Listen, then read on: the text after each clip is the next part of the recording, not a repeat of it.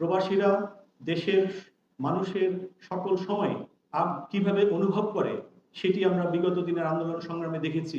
অনেক দুঃখজনক হলেও সত্য, ৭.৫ কোটি মানুষ যখন দেশে ছিল, পাকিস্তানি শাসক গোষ্ঠী, পাকিস্তানি বর্বর হানাদার বাহিনীর বিরুদ্ধে যুদ্ধ করেছিল ৭৩,০০০ রেজিস্টার্ড মুক্তিযোদ্ধা ওসমানী সাহেবের নেতৃত্বে।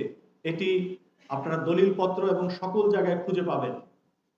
এটি কত পার্সেন্ট হয় আমি সেটি বলতে চাই না, সেটি চেয়ে বড় কথা হচ্ছে যে আজকের ফ্যাসিবাদ বিরোধী সংগ্রামেও জুলাইয়ের আগে সকল রাজনৈতিক দলকে যেভাবে দমন করা হয়েছিল, সেই কারণে হয়তো রাজনৈতিক দলগুলো ব্যর্থ অথবা সফল হতে পারেনি।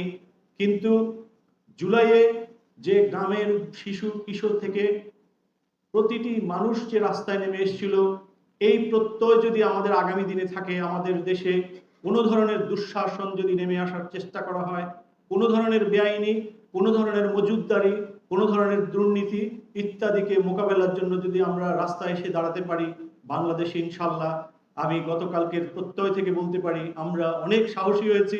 প্রবাসীরা অনেক সাহসী হতে চায়, কিন্তু আরেকটি দুর্ভাগ্যজনক কথা, প্রবাসীরা দেশে রেমিটেন্স পাঠায়, রেমিটেন্স স্ট্রাইক করে ফ্যাসিবাদকে তাড়াতে সকল ধরনের ভূমিকা রাখে। অধিকারের জন্য রাস্তায় নেমে আপনারা জানেন লন্ডন, অস্ট্রেলিয়া এই সমস্ত জায়গায়, নিউ ইয়র্ক এই সমস্ত জায়গায় বিক্ষোভ করার ক্ষেত্রে অনেক ধরনের লিমিটেশন আছে।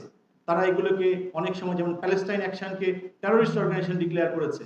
আমাদের মতো দেশের অনেক সমস্যা আছে, আমরা মুসলিম প্রধান দেশ, আমাদের এটা একটা অনেক বড় সমস্যা।